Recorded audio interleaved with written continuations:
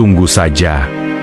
Di tempat lain, di salah satu markas Kopassus, seorang pria berseragam militer dengan emblem bintang 3 di bahunya sedang menatap layar teleponnya. Ia membaca pesan yang baru saja dikirim oleh Danu.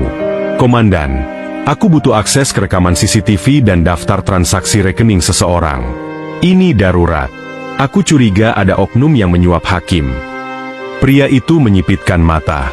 Brigjen Hasan, sosok yang dikenal sebagai komandan tegas dalam satuan Kopassus, segera mengangkat teleponnya dan melakukan panggilan. "Segera selidiki kasus ini. Aku ingin semua data dalam waktu kurang dari 24 jam. Ia menutup telepon, lalu bergumam pelan. "Danu, kau baru saja menyatakan perang terhadap sistem kotor." Di ruangan mewah yang penuh dengan rak buku hukum, seorang pria berkacamata sedang membaca berkas perkara. Hakim Suryono. Wajahnya tegang. Tangannya mencengkram pena dengan kuat. Di hadapannya, seorang pria berdasi hitam duduk dengan ekspresi penuh tekanan. "Jadi, keputusan finalnya tetap menjatuhkan vonis bersalah pada kakek itu, kan?" tanya pria berdasi hitam dengan nada mengancam. Hakim Suryono menelan ludah. "Tapi, bukti-buktinya lemah." "Bukti bukan masalah. Yang penting, keputusan tetap berjalan sesuai rencana." Hakim Suryono mengepalkan tangannya. Ia tahu ia sudah menerima uang dari orang-orang di balik layar. Tapi, kenapa tiba-tiba ia merasa situasi mulai berubah? Pria di depannya tersenyum sinis. "Kalau kau tidak bisa membuat keputusan yang benar, aku yakin ada orang lain yang bisa menggantikanmu." Hakim Suryono terdiam. Ia tahu, ia tidak punya pilihan. Komisaris Surya mulai merasa tidak nyaman dengan kehadiran Danu yang masih berdiri di tempatnya. Ia melirik anak buahnya. "Bawa dia keluar dari sini." Dua polisi mendekat, bersiap menggiring Danu keluar. Namun, sebelum mereka bisa menyentuhnya, pintu kantor polisi terbuka dengan keras. Seorang pria berseragam militer masuk dengan langkah tegap, diikuti beberapa anggota intelijen bersenjata lengkap. Komisaris Surya membelalak kaget. Pria itu melangkah mendekat, berhenti tepat di depan Danu. "Danu." Danu menoleh. "Komandan Hasan." Komisaris Surya mulai berkeringat dingin. Komandan Hasan menyapukan pandangannya ke seluruh ruangan, lalu menatap Komisaris Surya dengan ekspresi tanpa kompromi. "Serahkan semua berkas kasus ini. Sekarang." Kantor polisi, ruang komisaris. Suasana di dalam ruangan mendadak mencekam. Komisaris Surya menelan ludahnya dengan gugup. Di hadapannya, Komandan Hasan, seorang petinggi Kopassus, berdiri dengan tatapan tajam bak elang. "Serahkan semua berkas kasus ini," ulang Hasan dengan nada tegas. Surya mencoba menyembunyikan kegelisahannya. Ia tahu, situasi ini sudah di luar kendali. Ini sudah masuk ranah pengadilan. "Komandan, saya tidak bisa menyerahkan berkas seenaknya." Hasan tidak menjawab. Ia hanya melirik ke arah seorang pria berseragam hitam yang berdiri di belakangnya. Pria itu mengangguk, lalu meletakkan sebuah map tebal di atas meja. Bukti transaksi mencurigakan. Daftar nama penerima suap. Rekaman CCTV di TKP. Komisaris Surya membelalak. Dari mana mereka mendapatkan semua ini? Hasan berbicara dengan nada rendah. Tetapi setiap kata terasa seperti pisau yang menggores ketenangan Surya. "Kami sudah tahu semuanya. Kami tahu siapa yang bermain di balik kasus ini. Kami tahu berapa banyak uang yang mengalir ke rekening para pejabat. Dan kami tahu siapa yang akan terseret ke dalamnya." Keringat dingin mengalir di pelipis Surya. Ia tahu, jika bukti ini bocor, karirnya selesai. Danu, yang sejak tadi diam, akhirnya membuka suara. "Aku tidak butuh banyak hal, komisaris," katanya. Suaranya tetap tenang tetapi menusuk. "Aku hanya ingin satu hal." Komisaris Surya menatapnya dengan napas berat. "Apa?" "Lepaskan kakek itu. Sekarang." Hening. Surya melirik ke arah beberapa anak buahnya. Mereka semua terlihat ragu dan cemas. Tiba-tiba, pintu ruangan kembali terbuka. Seorang pria berbadan besar dengan jas mahal melangkah masuk. Di belakangnya, dua pengawal bersenjata mengikutinya. Danu menyipitkan mata. Akhirnya dia muncul. gumamnya dalam hati. Pria itu bernama Darmawan. Seorang pengusaha besar yang dikenal memiliki banyak koneksi di kepolisian dan pengadilan. Darmawan menatap Danu, lalu tersenyum sinis. Wah, seorang prajurit Kopassus ikut campur dalam urusan hukum. Danu tidak berkedip. Darmawan melirik ke arah Komandan Hasan, tetapi pria itu tetap diam dan tak terpengaruh. Darmawan terkekeh. Aku tidak peduli siapa kalian. Tapi aku ingin kalian tahu satu hal. Kalian tidak bisa menghentikan ini. Vonis sudah ditentukan. Kakek itu akan tetap dihukum. Komisaris Surya menatap Darmawan dengan tatapan bimbang. Ia tahu, pria ini adalah sumber dari semua permasalahan. Danu akhirnya berdiri. Matanya tajam. Tatapan seorang tentara yang siap menembus badai. Kita lihat saja. Kantor polisi, ruang komisaris. Ketegangan di ruangan itu begitu pekat. Danu tidak mengalihkan pandangannya dari Darmawan, pria yang baru saja masuk dengan penuh kesombongan. Darmawan melangkah mendekat. Setiap langkahnya terdengar jelas, menciptakan suasana yang semakin mencekam. Kalian ini seperti anak kecil yang bermain api, katanya dengan senyum licik. Sayang sekali, kalian tidak tahu siapa yang sedang kalian lawan.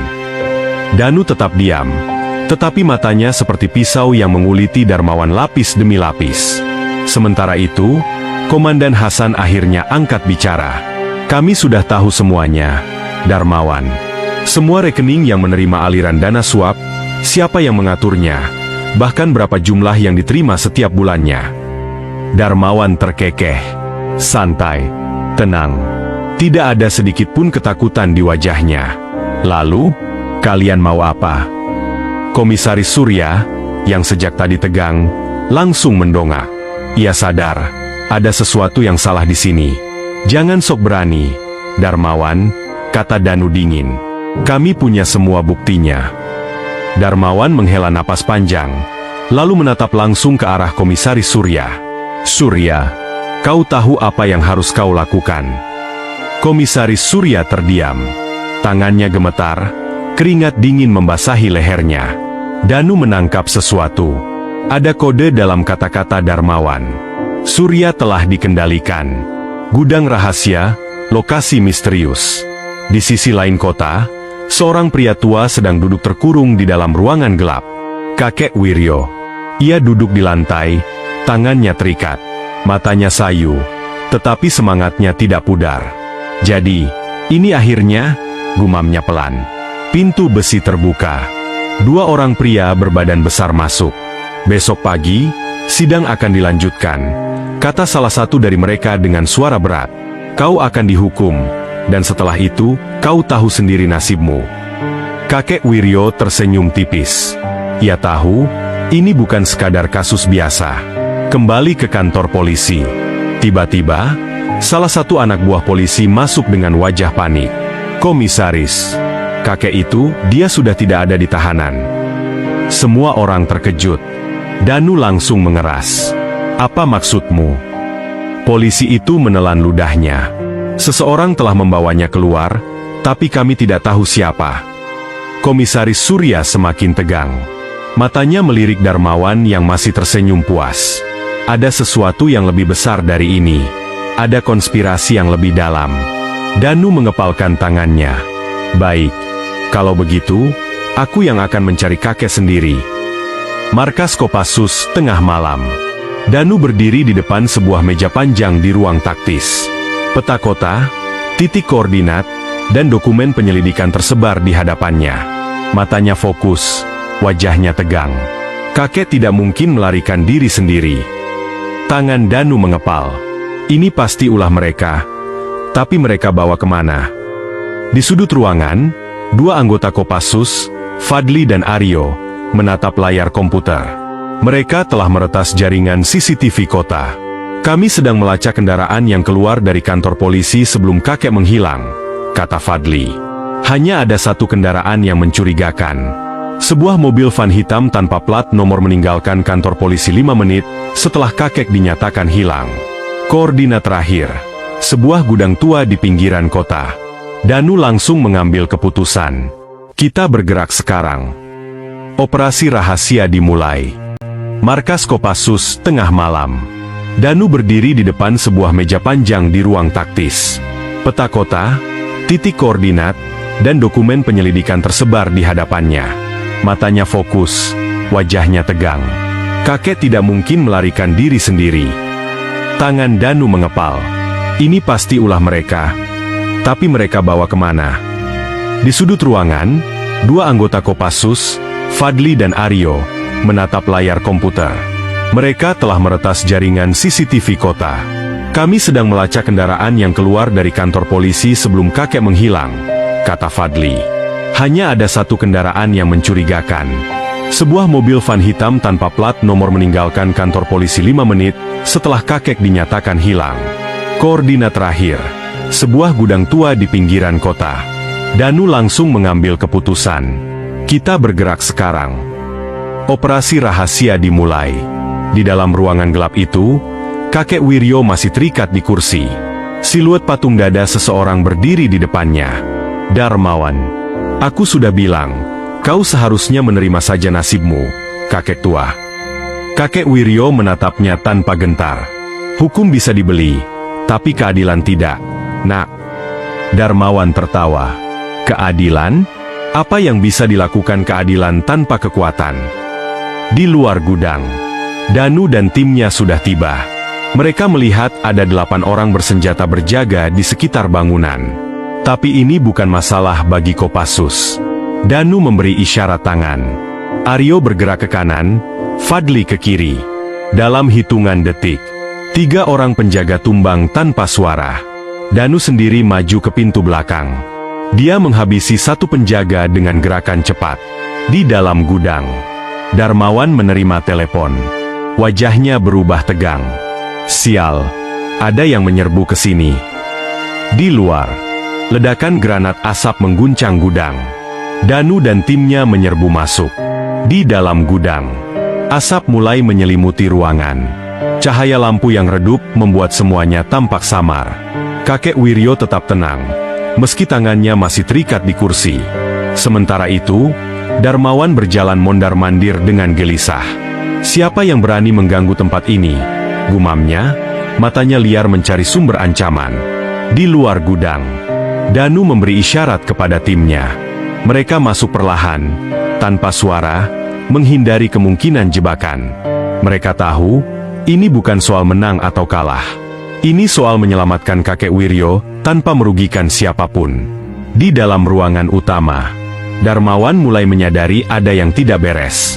Ia meraih ponselnya, namun sebelum bisa menelepon siapapun, suara langkah kaki terdengar dari berbagai penjuru. Danu dan timnya telah mengepung tempat itu. Danu melangkah maju, matanya tajam menatap Darmawan. Lepaskan kakek sekarang. Darmawan tersenyum tipis, mencoba menyembunyikan kegelisahannya. Kau pikir aku akan menyerah begitu saja? Kakek Wiryo tersenyum melihat cucunya berdiri di sana. Danu, kau datang. Suaranya lembut, penuh keyakinan. Danu mengangguk, lalu berkata, sudahi semua ini. Kau tidak bisa terus bersembunyi di balik kekuasaan yang palsu. Darmawan tertawa kecil, tapi keringat mulai menetes di dahinya. Ketegangan semakin meningkat. Namun, Danu tidak menunjukkan sikap bermusuhan. Ia hanya berdiri tegak, menunggu Darmawan membuat keputusan. Suasana hening. Hanya ada 2 pilihan, menyerah atau terus bersembunyi dalam kebohongan. Di dalam gudang, Darmawan berdiri diam, napasnya berat. Di hadapannya, Danu tetap tegak, tatapannya tegas, penuh keyakinan. Asap mulai menipis, memperjelas situasi. Di sudut ruangan, kakek Wiryo duduk tenang.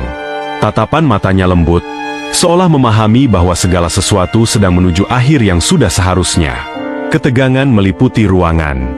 Darmawan menyapu pandangannya ke sekitar. Ia dikelilingi, tidak ada jalan keluar. Namun, kesombongan dalam dirinya masih menolak untuk menyerah. Kau pikir kau bisa datang ke sini dan membuatku tunduk begitu saja? Suaranya penuh gengsi. Danu tidak bergeming. Ini bukan tentang siapa yang menang atau kalah, Darmawan. Ini tentang pilihan. Hening sejenak. Di luar, suara angin. Darmawan menutup matanya sejenak. Seketika, bayangan masa lalunya berkelebat dalam benaknya. Ia mengingat bagaimana awalnya ia hanya seorang pegawai kecil di pengadilan. Bagaimana ia tergoda oleh kekuasaan dan uang. Bagaimana satu keputusan salah telah membawanya ke jalan yang semakin gelap. Ia membuka matanya kembali. Keadilan itu hanya teori, Danu, katanya pelan. Pada akhirnya, dunia ini milik mereka yang berani mengambilnya. Danu tersenyum tipis. Tidak, dunia ini milik mereka yang berani berbuat benar. Kakek Wiryo akhirnya berbicara. Nak, kesalahan yang sudah kau perbuat bisa kau perbaiki, tapi kesombongan akan membawamu semakin dalam ke jurang kehancuran. Darmawan menunduk. Kata-kata itu terasa begitu berat baginya. Suasana semakin tegang. Dalam hatinya, Darmawan tahu bahwa permainannya sudah berakhir. Di luar, suara sirene mulai terdengar. Polisi telah tiba. Darmawan menghela napas panjang. Akhirnya, ia melepaskan genggamannya. Baiklah, aku akan ikut dengan kalian. Kesombongannya runtuh. Kakek Wiryo tersenyum. Danu tetap waspada. Namun dalam hatinya, ia tahu bahwa ini adalah kemenangan sejati. Bukan karena kekerasan, tetapi karena kebenaran telah menang. Di halaman rumah sederhana kakek Wiryo, matahari sore menyinari pekarangan kecil itu. Angin berhembus pelan, menyapu dedaunan yang berserakan. Kakek Wiryo duduk di bangku kayu, menatap langit dengan mata penuh ketenangan. Ia telah melewati badai, tetapi hatinya tetap kuat. Di sampingnya, Danu duduk bersila di atas tikar anyaman. Kek, setelah semua ini berlalu, apa yang akan kakek lakukan? Tanya Danu dengan suara lembut. Kakek Wiryo tersenyum. Hidup ini seperti sungai, Nak. Airnya selalu mengalir, tak bisa berhenti di satu tempat. Danu mengangguk, memahami bahwa kakeknya tidak akan tinggal diam. Beberapa hari kemudian, kakek Wiryo berjalan di desa, mengunjungi rumah-rumah warga, berbincang dengan mereka. Banyak yang menghormatinya, bahkan lebih dari sebelumnya. Kakek adalah bukti bahwa kebaikan masih ada di dunia ini, ucap seorang warga. Namun, kakek Wiryo hanya tersenyum dan berkata, kebaikan itu bukan soal aku, Nak, tapi soal kita semua. Selama kita percaya, keadilan dan kebaikan akan selalu menemukan jalannya. Terima kasih telah mengikuti perjalanan kisah ini hingga akhir. Setiap cerita bukan sekadar hiburan, tetapi juga cerminan kehidupan yang penuh pelajaran. Dari kakek Wiryo, kita belajar bahwa keteguhan hati dan kebaikan tak akan pernah sia-sia. Dari Danu, kita melihat bahwa keberanian sejati bukan hanya soal fisik, tetapi juga soal menegakkan keadilan dengan hati yang bersih. Kebaikan mungkin diuji, tetapi tak akan pernah terkalahkan. Jika kisah ini menginspirasi, jangan lupa untuk like, share, dan subscribe. Sampai jumpa di kisah berikutnya.